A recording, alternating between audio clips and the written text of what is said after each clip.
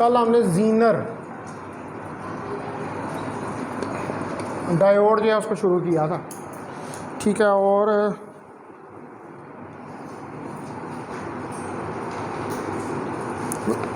कल यहाँ तक हमने पढ़ा था कि इसको हम एज ए वोल्टेज रेगुलेटर या स्टेबलाइज़र के तौर पर जो है वो इस्तेमाल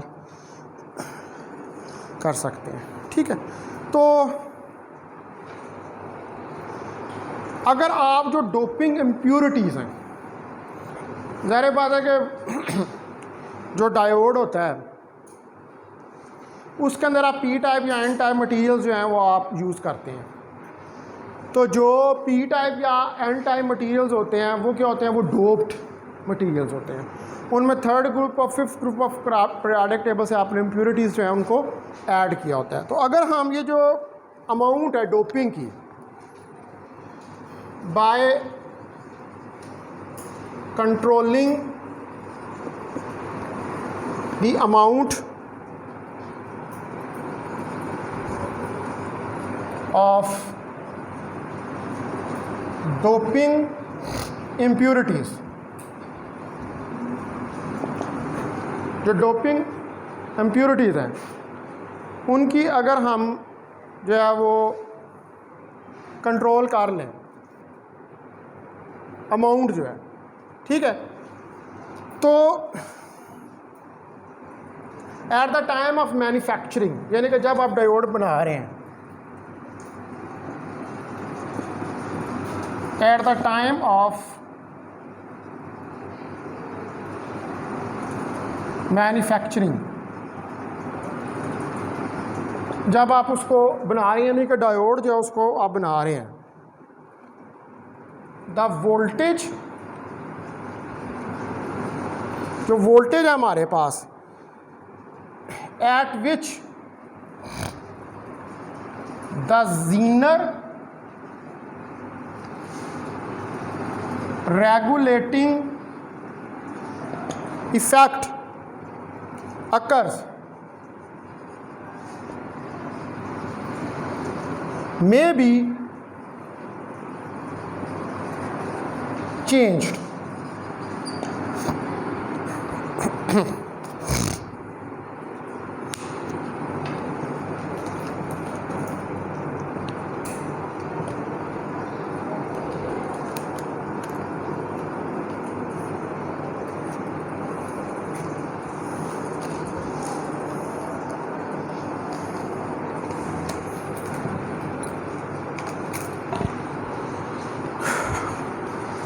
ठीक है जी, बाय कंट्रोलिंग, यानी कि जब आप ज़ाहिर बात आप एन टाइप या पी टाइप को मैन्युफैक्चर कर रहे होते हैं, तो ये जो डायोड्स होते हैं ना, जब इनकी मैन्युफैक्चरिंग होती है तो उस वक़्त ये इनको बनाना कोई आसान काम नहीं है, ठीक है। ये हम भी इतने ज़्यादा तादाद में यूज़ करते हैं। ये जो मुल्क इनको मैन्युफैक्चर करते हैं, पाकिस्तान में तो ये मैन्युफैक्चर नहीं होता, पाकिस्तान नहीं कर सकता इसको मैन्युफैक्चर, क्योंकि आपको बहुत ज़्यादा गैलन्स ऑफ वाटर चाहिए होता है इनको मैन्युफैक्चर करने के लिए, और बहुत ज़्यादा आपको मैग्नीट्यूड में इलेक्ट्रिसिटी चाहिए होती है। यानी कि जिन फैक्ट्रियों के अंदर आप ये इनको बना रहे होते हैं वहाँ पर आपको बहुत ज़्यादा पानी और इलेक्ट्रिसिटी की ज़रूरत होती है। अभी चाइना जो है ये बहुत ज़्यादा मकदार में जो है वो सेमीकंडक्टर डायोड जो हैं वो बनाते हैं और एक्सपोर्ट करते हैं। ताइवान जो है उसके अंदर एक बहुत बड़ा प्लांट लगा हुआ है जहाँ पर सेमीकंडक्टर डायोड्स जो हैं वो बनते हैं। तो अभी इंडिया ने भी एक मुआहदा किया है, इंडिया वाले भी कहते हैं जी कि हम भी जो है वो चाइना के मुकाबले में आएंगे तो सेमीकंडक्टर बनाएंगे, लेकिन इंडिया के पास ना तो इतना पानी है, ठीक है, और ना ही उनके पास इतनी इलेक्ट्रिसिटी है कि वो सेमीकंडक्टर डायोड बना लें, ठीक है। तो ये सबसे बड़ी हर्डल है सेमीकंडक्टर डायोड के बना। हम सोचते हैं जी पाकिस्तान में कोई इतना सा तो होता है, या हम इधर क्यों नहीं बना लेते, वो हम नहीं कंस्ट्रक्ट कर सकते क्योंकि हमारे पास उसके रिसोर्सेज नहीं है। तो ये जब मैन्युफैक्चर हो रहा होता है या ये बन रहा होता है जिस वक्त, उस वक्त ये जो वोल्टेज होता है जीनर वोल्टेज क्या है, बेसिकली ये रेगुलेटिंग वोल्टेज है। तो ये इफेक्ट जो है ये इसकी मैन्युफैक्चरिंग के टाइम पर इसको चेंज किया जा सकता है। उसको किस तरह चेंज किया जा सकता है कि आप इसके जो कंपोनेंट्स हैं उनको चेंज कर दें, इसके कंपोनेंट्स जो हैं वो उनको चेंज करें, उनकी जो कंपोजिशन है उसको चेंज करें। तो सच डायोड में भी मेड, इस तरह का डायोड जो है, सच डायोड में भी मेड, तो इस तरह का डायोड जो है वो आप बना सकते हैं with Zener breakdown at the desired level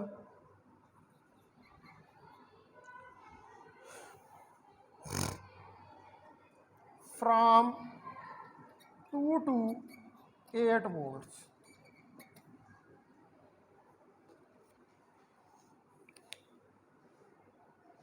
दो से 8 वोल्ट जीनर ब्रेकडाउन के ऊपर, यानी कि वहां पे कितना वोल्टेज हो, कौन सा डिजायर्ड लेवल ले रहे हैं, 2 से 8 वोल्ट का, उसके ऊपर। यानी कि आप, इसका कहने का मतलब ये है कि आप वोल्टेज का लेवल बदल सकते हैं। जीनर वोल्टेज का लेवल जो है उसको मैन्युफैक्चरिंग से क्या कर सकते हैं, उसे बदल सकते हैं। मतलब मुख्तलिफ जीनर डायोड जो हैं वो मुख्तलिफ वोल्टेज लेवल्स के ऊपर काम करेंगे, जो उनकी कंपोजिशन के ऊपर डिपेंड। अब यहाँ पर हम उसकी कंपोजिशन में नहीं जाएंगे कि वो कौन सी चीज़ है उसके अंदर डालकर वो लेवल जो है उसको सेट करते हैं, ठीक है, वो केमिकल के अंदर आ जाती है, वो केमिकल प्रॉपर्टीज आ जाती है। तो हम नहीं यहाँ पर सिर्फ जो है वो फिजिकल प्रॉपर्टीज को स्टडी करें, लेकिन ये है कि आप इसकी कंपोजिशन के दौरान या इसकी मैन्युफैक्चरिंग के दौरान जो है वो अपना वोल्टेज लेवल जो है उसको चेंज कर सकते हैं। और वो कितना कर सकते हैं, 2 to 8 वोल्ट तक जो है वो आप चेंज कर। अच्छा, अब सर्किट के अंदर जब जीनर डायोड लगाया जाता है तो इसका जो सिंबल होता है,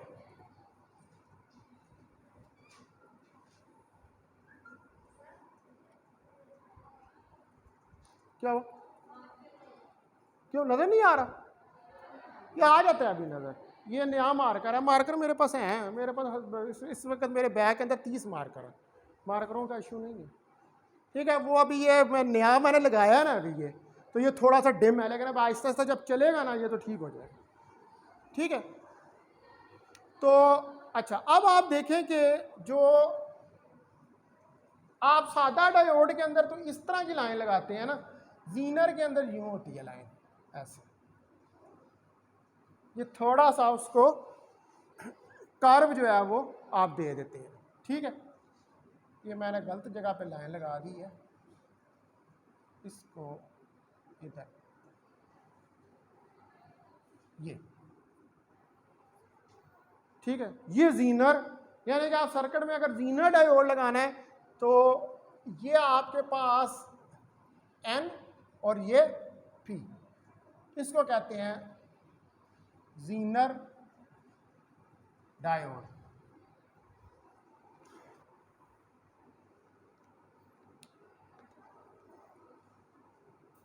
अब मैं इसका सर्किट बनाता हूं, रेगुलेटिंग सर्किट, यानी कि वो कैसा सर्किट होता है कि आप इसको उसके अंदर लगाते हैं और ये एज ए रेगुलेटर के तौर पे काम करता है, ठीक है। तो वो हम सर्किट जो है ज़रा उसको बना के देखते हैं, इसकी सर्किट डायग्राम जो है,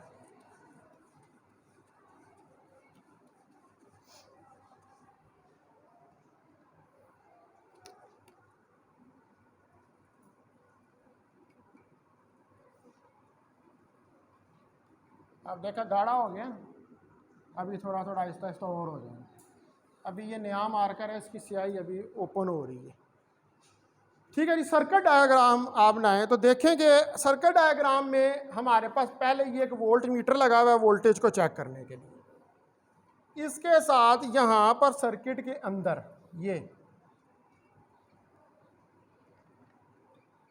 ये एक जीनर डायोड लगा हुआ है,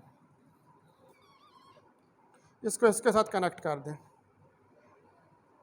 यहाँ पर ये एक बॉक्स है, इसके अंदर कोई भी कंपोनेंट, कोई भी इंटरनल सर्किट हो सकता है। ये मिली एमीटर लगा हुआ है, यहाँ पर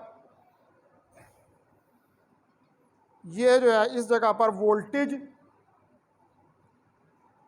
सप्लाई है, यानी कि डीसी वोल्टेज है, जो कि हमारे पास 0 से 10 वोल्ट तक का वोल्टेज है। और ये जो लगा हुआ है यहाँ पर डायोड, ये 6.2 वोल्ट का और इसकी पावर 1.3 वाट है।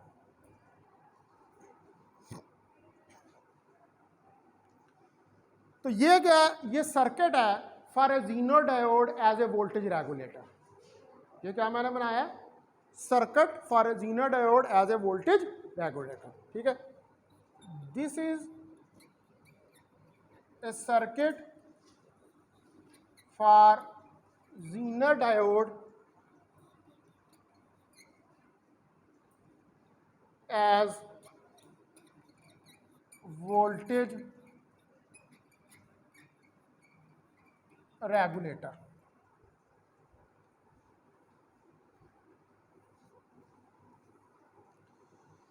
तो इसके अंदर हमारे पास एक जीनर डायोड है जिसका voltage, we have Zener diode of V Z कह लें इसको, वी जीनर को 6.2 volt and with power Z, Zener की पावर 1.3 वाट, ये लगाया हुआ है सर्किट के अंदर। और इसको हमने रखा हुआ है रिवर्स बायस के अंदर। आपको पता है कि जीनर डायोड कहाँ पर वर्क करता है, रिवर्स बायस में। ठीक है, it is working in reverse biased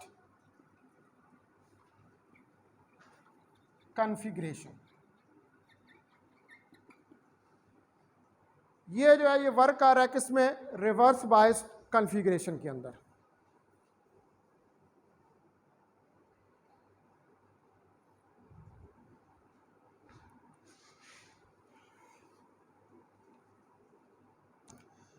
तो ये जो डीसी सप्लाई हम दे रहे हैं इसको हम ग्रेजुअली इंक्रीज कर सकते हैं 0 to 6.2 जीनर वोल्टेज तक। ठीक है,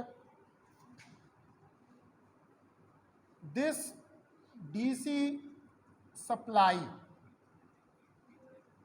can increase from 0 to 6.2 volt of Zener level.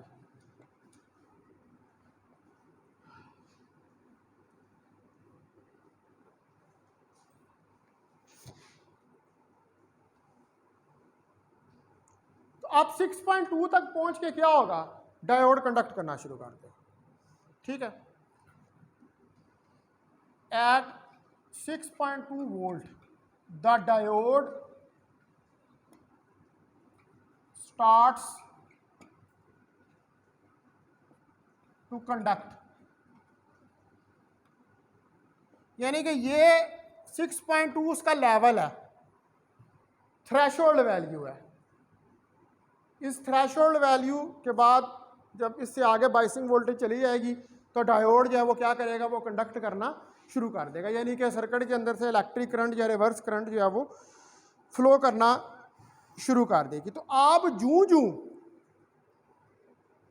जैसे जैसे वोल्टेज को बढ़ाएंगे रिवर्स करंट भी इंक्रीज करेगी, और वो रिवर्स करंट जो है वो आप इस मिली एम्पेयर से मेजर करेंगे, और जो वोल्टेज आप इंक्रीज कर रहे हैं वो इस वोल्ट मीटर से आप मेजर करेंगे। ठीक है, as the value of voltage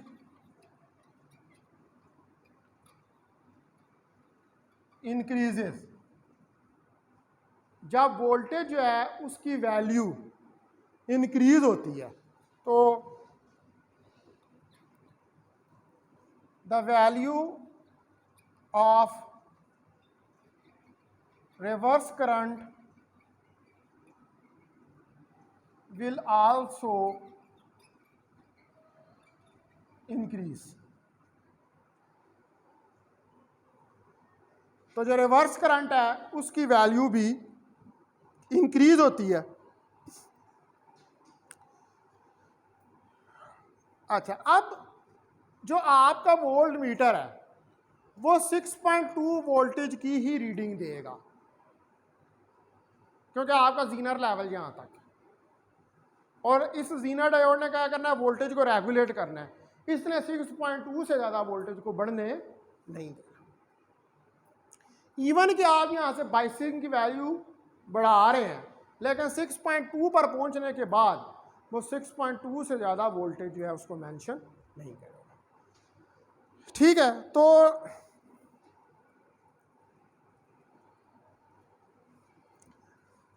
तो volt meter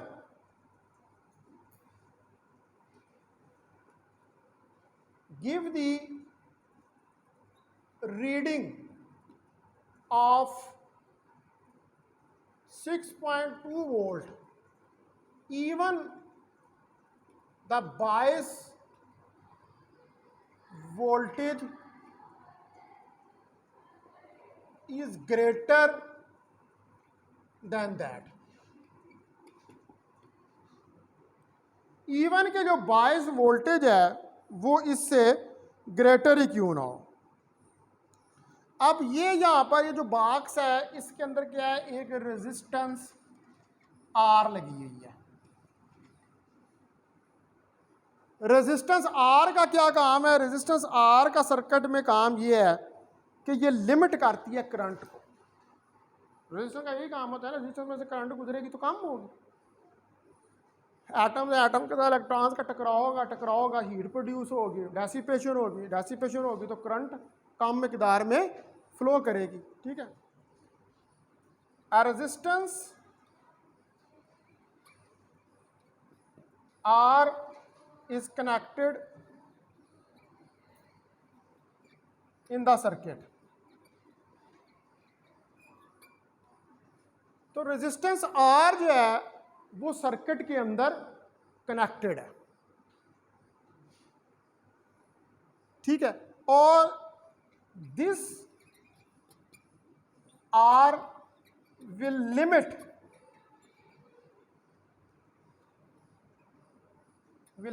the flow of current through the circuit.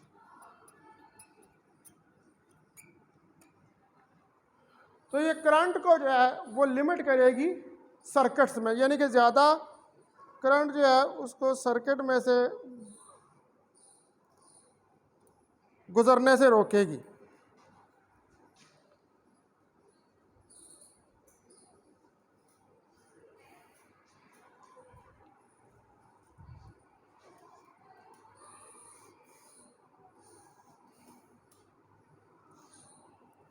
ठीक है जी, तो ये हमारे पास जीनर डायोड का सर्किट।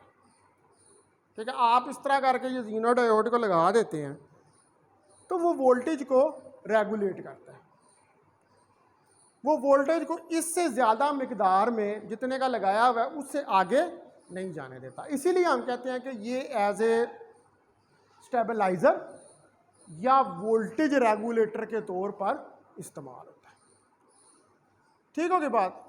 अब आगे नेक्स्ट अगली चीज़ जो बड़ी इंपॉर्टेंट आ रही है, अगली इलेक्ट्रॉनिक डिवाइस। अभी आपने डायोड को पढ़ा है और उसमें आपने डायोड के करैक्टरिस्टिक्स पढ़े हैं।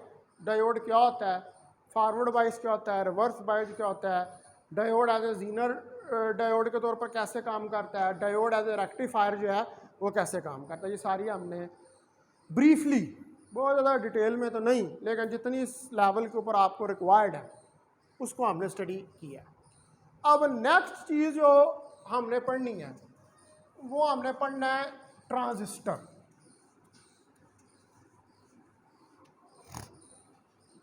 Transfer of current through register. Transistor, इसका लफ्ज़ से ही पता लग रहा है, ट्रांस और रजिस्टर। दो लफ्ज़ों से मिलकर बना है।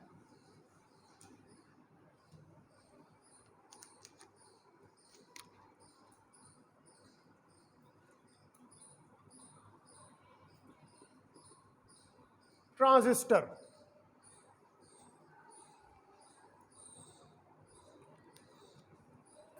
ट्रांसफर ऑफ करंट, और रजिस्टर के लिए the transfer of current through register, इसको हम क्या कहेंगे, इसको हम कहेंगे transistor.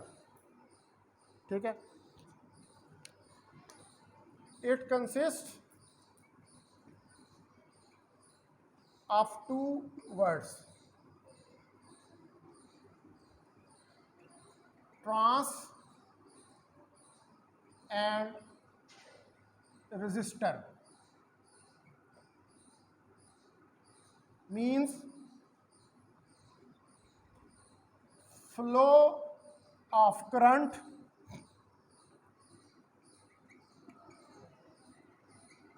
through a resistor। Current की बजाय क्या कहें, फ्लो ऑफ इलेक्ट्रॉन, ज़्यादा जर्नलाइज लगता है, through a register.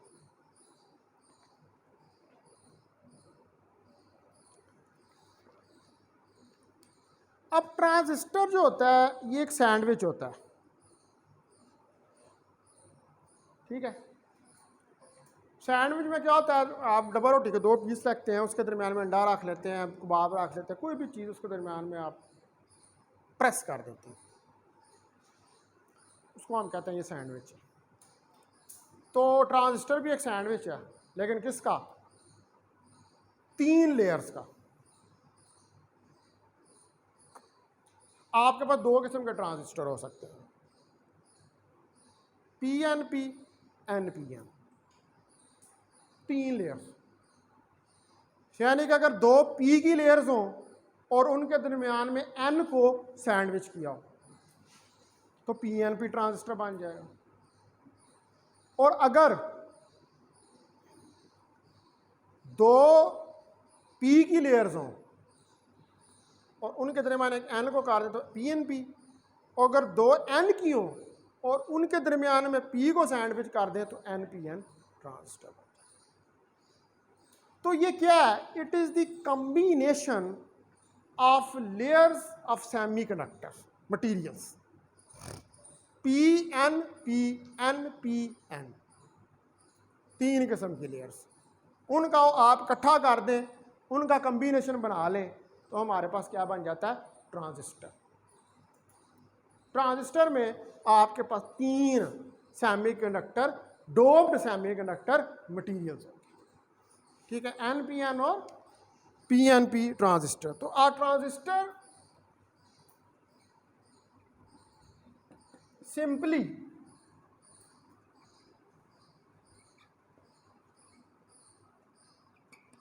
consists of a thin layer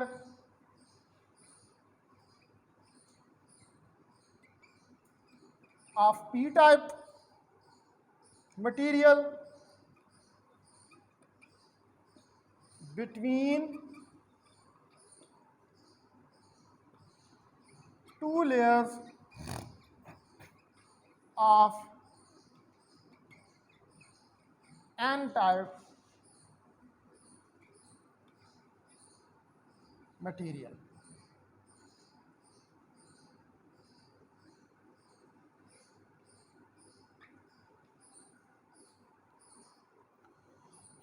तो ये क्या बन गया, इसको हम कहते हैं NPN। NP, this is known as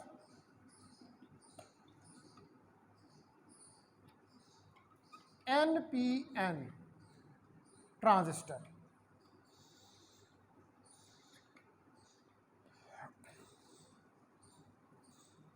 इसकी सिंबॉलिक डायग्राम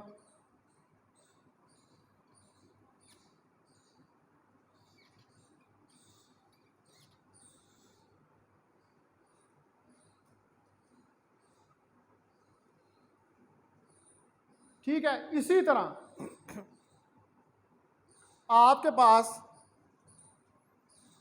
PNP भी होगा।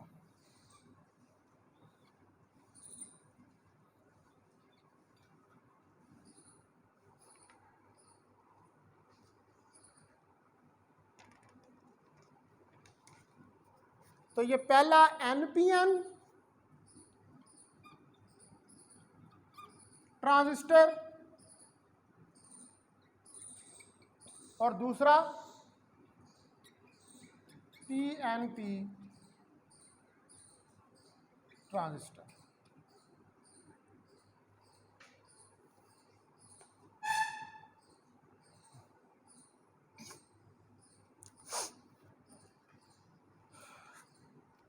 अब जो सिंपल बात ये कि दो लेयर्स के दरमियान में एक लेयर को सैंडविच कर दो तो वो ट्रांजिस्टर बन जाता है, चाहे वो PNP हो चाहे वो NPN ट्रांजिस्टर हो।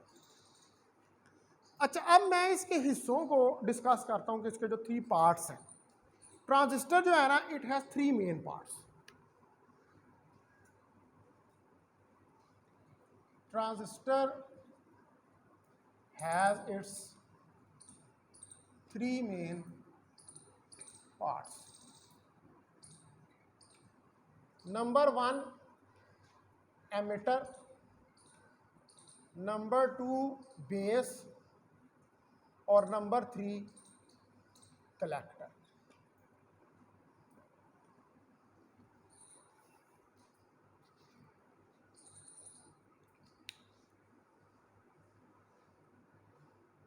ठीक है, इसके 3 ये मेन पार्ट जो हैं वो होते हैं, कौन कौन से? Emitter, base and collector.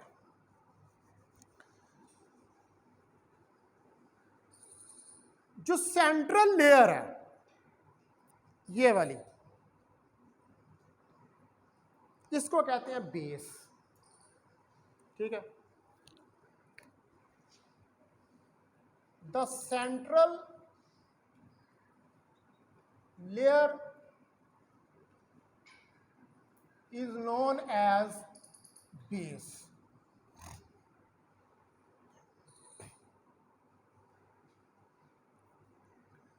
Left hand के ऊपर जो लेयर है इसको कहते हैं एमिटर, और राइट हैंड के ऊपर जो लेयर है इसको कहते हैं कलेक्टर।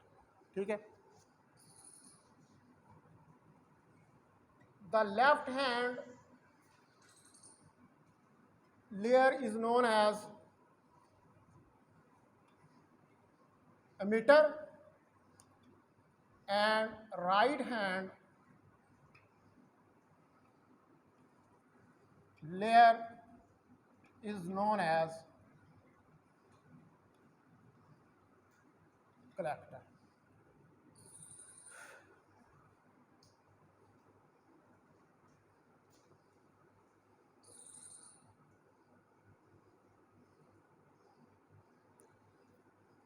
तो यहां पर हमारे पास 2 किस्म के जंक्शंस होते हैं।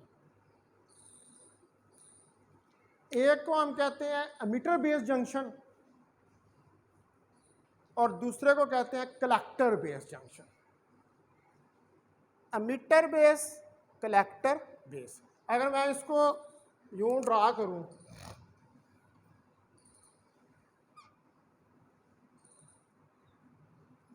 ये एमिटर,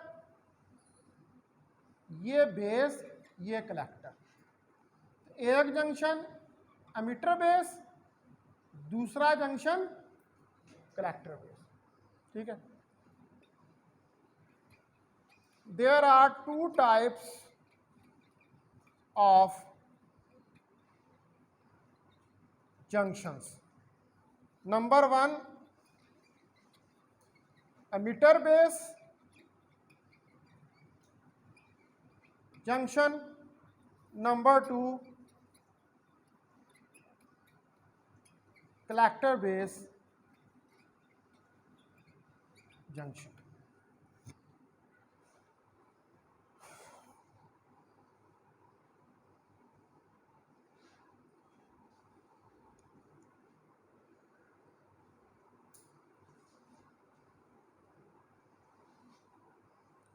अच्छा, अब जो बेस होती है ये बड़ा ही थिन मटेरियल होता है। बेस इज वेरी थिन, बड़ी बारीक होती है। कलेक्टर जो होता है उसकी लेंथ ज़्यादा होती है एमिटर से। आप देखें कि यहाँ पर मैंने ये ज़्यादा फासला बनाया इसके मुकाबले, ये बारीक है, ठीक है। तो बेस जो है, बेस इज वेरी थिन, ठीक है। Collector length is large as compared to the emitter.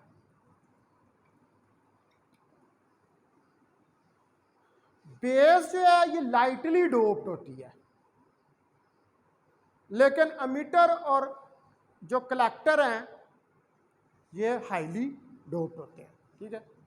Base is lightly doped but collector and emitter are highly doped. अब एमिटर, बेस और कलेक्टर, इसका फंक्शन क्या? एमिटर का फंक्शन है टू एजेक्ट द इलेक्ट्रॉन्स या to eject the charge particles. Base क्या होती है? बेस का मतलब है कि जो दरमियान के अंदर रीजन है, जो क्या करता है, जो एमिटर और कलेक्टर के दरमियान में चार्जेस को ट्रांसफर करने के लिए इस्तेमाल होता है। एमिटर के अंदर से इलेक्ट्रॉन्स निकलते हैं और वो इलेक्ट्रॉन्स निकलने के बाद बेस के अंदर जाते हैं। बेस के अंदर वहां पर पहले तो कुछ होल्स मौजूद होते हैं, उनके साथ रिकम्बाइन होते हैं, कुछ दोबारा एमिटर की तरफ वापस आ जाते हैं और बाकी कलेक्टर की तरफ चले जाते हैं, ठीक है। तो बेस का एक मीडिएटर का काम करती है। एमिटर का काम इलेक्ट्रॉन्स को एमिट करना, कलेक्टर का काम इलेक्ट्रॉन्स को कलेक्ट करना, ठीक है। तो emitter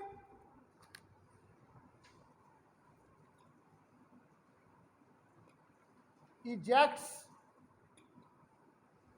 electrons which flow to the base and then collected by the collector.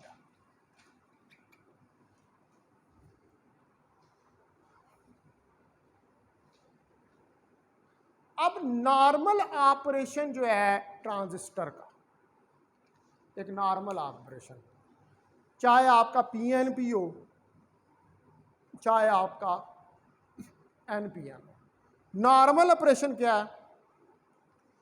Normal operation के अंदर हमेशा एमिटर बेस जंक्शन को फॉरवर्ड बाइस्ड होना चाहिए और कलेक्टर बेस जंक्शन को रिवर्स बाइस्ड होना चाहिए for the normal operation of transistor.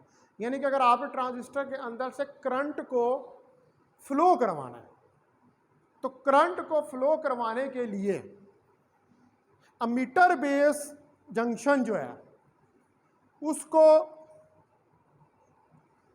Forward biased होना चाहिए और कलेक्टर बेस जंक्शन जो है उसको रिवर्स बाइस्ड होना चाहिए, ठीक है। तो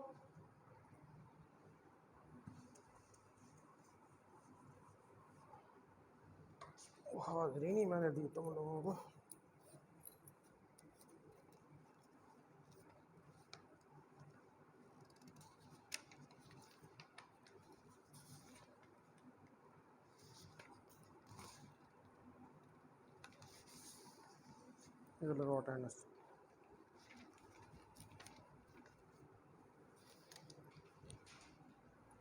अच्छा,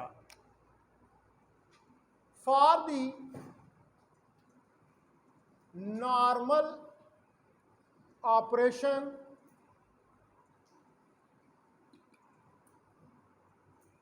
ऑफ द ट्रांजिस्टर,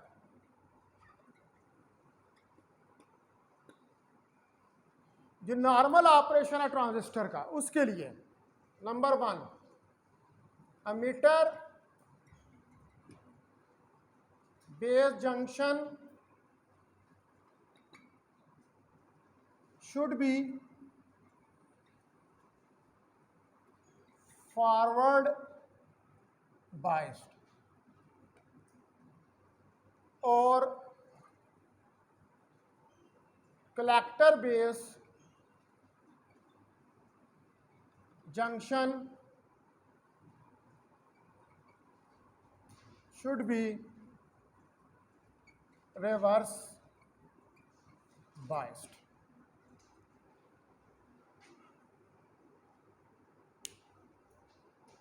ठीक है, ये जो नॉर्मल ऑपरेशन है कि जिसके अंदर ट्रांजिस्टर कंडक्ट करता है, तो उसमें एमिटर बेस ये वाला जंक्शन फॉरवर्ड बाइस्ड होना चाहिए और ये वाला जंक्शन ये तब कंडक्ट करेगा।